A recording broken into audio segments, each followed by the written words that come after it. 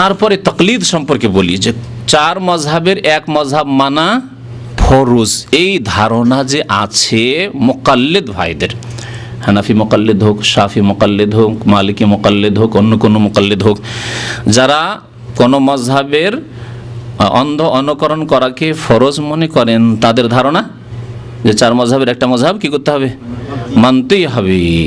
আর বিদাতি কিতাব মকসুদুল মুমিনিন আর এইরকমই যেসব কিতাবগুলি আমাদের দেশে রয়েছে, সেসব বিদাতি কিতাবে আছে চার মজহাবের এক মজহাব মানা ফরজ, 130 ফরজ। হ্যাঁ, আর চার মজহাব 4 ফরজ। চার মজহাব 4 ফরজ 130-এর মধ্যে যদি একটা কেন ধরলেন, চারটি ধরেন আমাদের মতো। যেমন আমরা মনে করি যে 4টার মধ্যে হক সীমিত, 4টার একটাই হক সীমিত নয়। এই অঙ্কটা বোঝার চেষ্টা করবেন, যারা অঙ্ক বুঝেন, ম্যাথমেটিক্স বুঝেন, তারা এই বিষয়টি ভালো করে বুঝবেন। কারণ এখানে জনসাধারণকে মুকাল্লিদ অন্ধ ভক্ত যারা মজহাবের অন্ধ গোঁড়া মজহাবপন্থী, তারা বিভ্রান্ত করার চেষ্টা করে, বলে যে চার মজহাবে হক সত্য সীমিত। তাহলে চার মজহাবে, চারের একটিতে নয়। তাহলে চার মজহাবে যদি সত্য সীমিত থাকে, তাহলে 4টা থেকে নিতে হবে না একটা থেকে নিলে চলবে?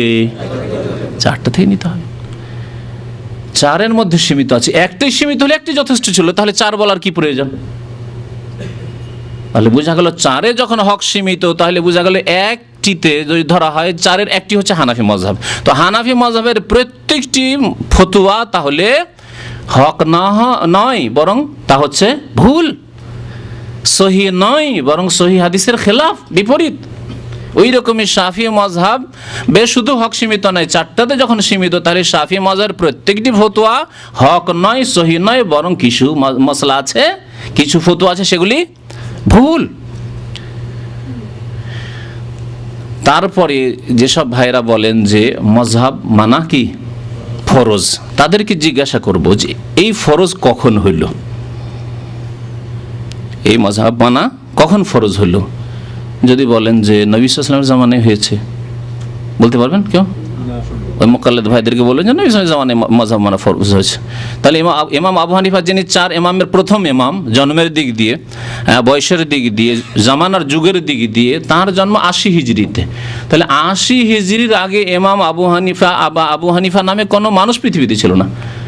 তাহলে কি করে ফরজ হলো? নবী করিম সাল্লাল্লাহু আলাইহি সাল্লামের ইন্তেকালের 70 বছর পরে আবু হানিফা রাহমাতুল্লাহ আলাইহি জন্ম হইল। তারা স্বপ্নেও দেখেননি যে আবু হানিফা নামে কোনো মানুষ জন্মিবে। নবী সাল্লাল্লাহু আলাইহি সাল্লাম কোনো হাদিসে সহিহ জয়ীফ কোনো হাদিসে বলেননি যে আমার উম্মতে আবু হানিফা হবে, তার নামে একটি মজহাব তোমরা মানবে, শাফি হবে তার নামে একটি মজহাব মানবে, মালিক হবে তার নামে একটি মজহাব মানবে, হ্যাঁ, ইমাম আহমদ বিন হাম্বল হবে তার নামে একটি মজহাব তৈরি করবে, আর 4-এ তোমরা হককে সীমিত করবে, এসব কথাবার্তা কোথাও বলেননি।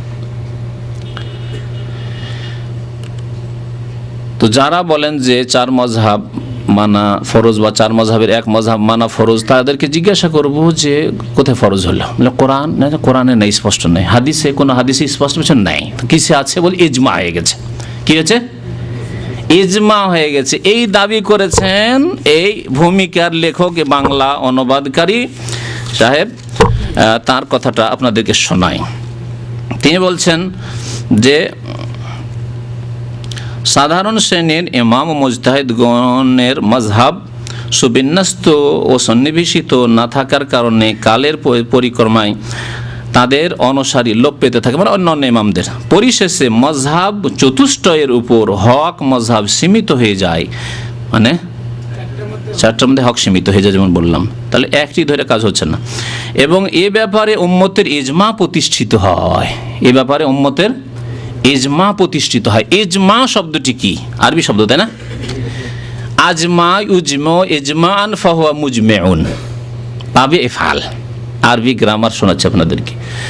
আজমা মানে হচ্ছে ঐক্যমত করা, ইজমা করা মানে ঐক্যমত করা। আচ্ছা, যদি সারা পৃথিবীর বিশিষ্ট আলেমদের, বিশিষ্ট ব্যক্তিদের, ধর্মীয় ক্ষেত্রে বিশিষ্ট আলেমদের, আর যদি মেডিকেলের ক্ষেত্রে হয়, ডাক্তারি ক্ষেত্রে হয়, তাহলে বিশিষ্ট ডাক্তারদের, আর যদি বলা হয় যে ইঞ্জিনিয়ারদের, তাহলে বিশিষ্ট ইঞ্জিনিয়ারদের, বৈজ্ঞানিকদের হয় তাহলে বিশিষ্ট বৈজ্ঞানিকদের কি হতে হয়?